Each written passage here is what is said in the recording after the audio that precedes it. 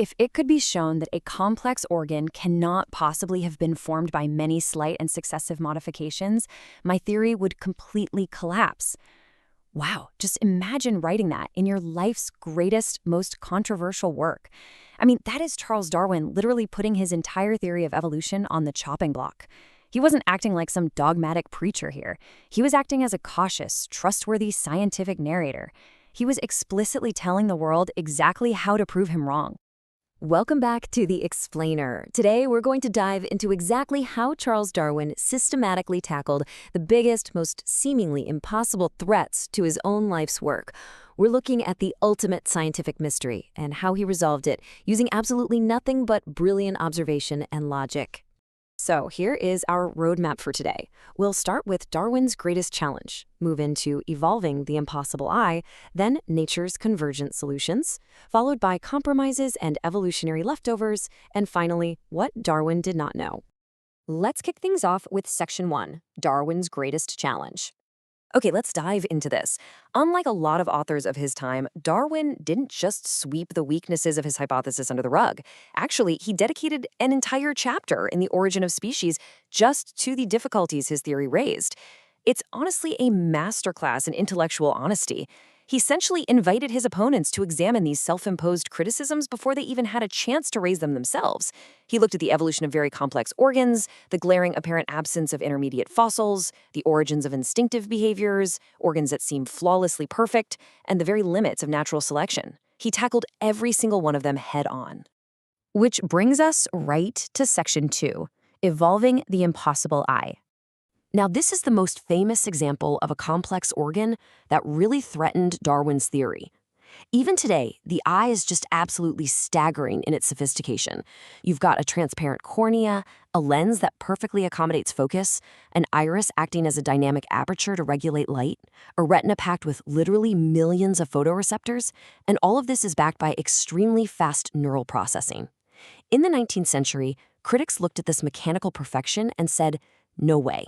There is absolutely no way this is the result of an accumulation of small, random modifications."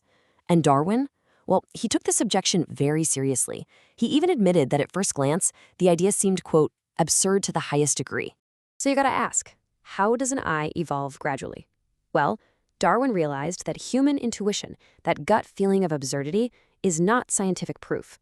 To solve this massive, impossible problem just needed to be broken down into tiny, manageable pieces. He methodically dismantled the impossibility of the eye into small, functional steps. Think of it like a staircase. Step 1. Just a few cells become sensitive to light. There's no image yet, but the organism can tell day from night. Step 2. Those cells group together, allowing the animal to detect the general direction of light. Super helpful for fleeing predators, right?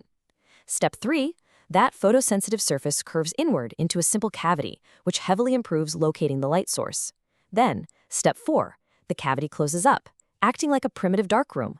The image is blurry, sure, but it contains actual information now. Step 5, a transparent membrane forms to protect the opening, gradually getting thicker and starting to focus the light slightly. And finally, Step 6, that membrane evolves into a true high-resolution lens. Notice how no single step requires some dramatic, impossible leap. Every single micro-upgrade provides a crucial survival advantage. Let's look at Section 3, Nature's Convergent Solutions. Because what Darwin hypothesized back then, modern biology has completely validated it today. We can literally find those exact intermediate functional forms alive in the world right now. We see simple photosensitive cells in single-celled organisms, cup-shaped eyes in worms, and pinhole darkroom eyes in the nautilus. But to truly appreciate this, we need to understand a concept called convergent evolution. This is a fascinating phenomenon where similar environmental constraints lead to similar biological adaptations in lineages that evolved completely independently from one another. And this brilliantly illustrates that concept. One of the most stunning confirmations of natural selection is that complex eyes didn't just happen once. They appeared independently multiple times over hundreds of millions of years. Just look at vertebrates, cephalopods like octopuses and squids, and many arthropods. We are talking about completely different branches on the tree of life, separated by eons of evolution. Yet they all independently arrived at comparable optical solutions, simply because the physics of light demands it. Moving on to Section 4, Compromises and Evolutionary Leftovers. So, what about organs that seem almost too perfectly adapted to their environment? Well, Darwin argued that this biological perfection is actually an illusion. Modern biologists frame this using the concept of trade offs. This is the reality that every biological adaptation brings specific, undeniable advantages, but it also incurs unavoidable costs. Evolution isn't about crafting the ideal, flawless organism. Natural selection simply conserves what works well enough in a given environment. It's basically a relentless biological cost-benefit analysis. When we frame this like practical economics, it makes perfect sense. Think about a bird's lighter skeleton. The advantage is obvious. It facilitates flight. But the cost? Extreme fragility. Or how about highly developed antlers on a stag? Great for attracting mates, but they require massive amounts of energy to grow, and they can severely hinder movement in a dense forest. Or even our own large brains. They're absolutely incredible for cognition, but they consume a massive, disproportionate amount of our daily energy. It's kind of why thinking too hard makes us so tired. Every single advantage has a price tag. And because nature operates on this messy, good enough trade-off system, it naturally results in what we call vestigial structures. These are reduced or totally unnecessary organs.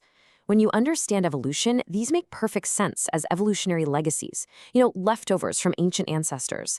But if you believe organisms were created entirely new and perfect from scratch, well, these useless structures make absolutely no sense at all. Just marvel for a second at how weird and undeniable some of these leftovers are.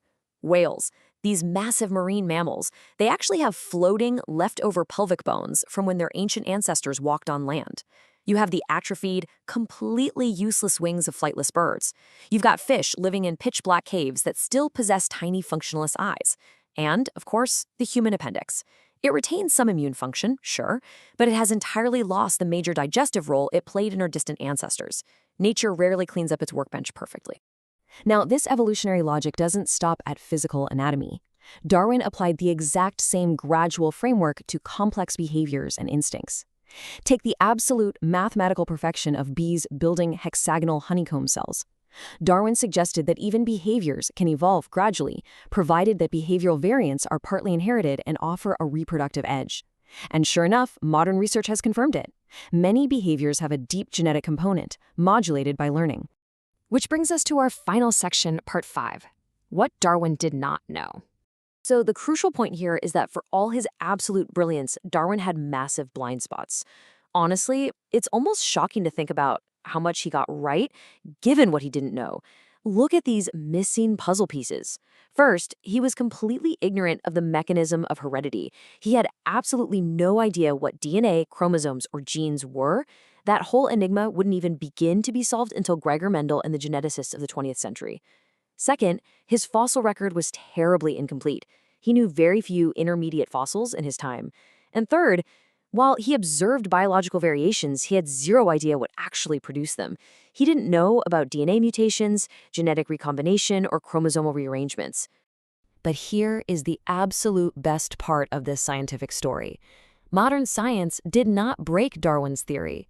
Instead, a century of advances in genetics, molecular biology, paleontology, and genomics came along and perfectly filled in the self-proclaimed gaps he left behind.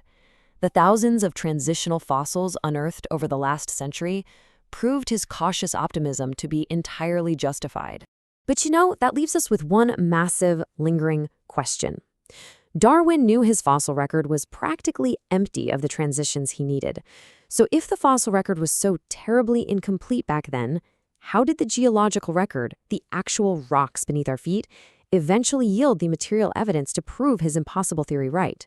Well, that is a geological mystery we will have to uncover in our next explainer.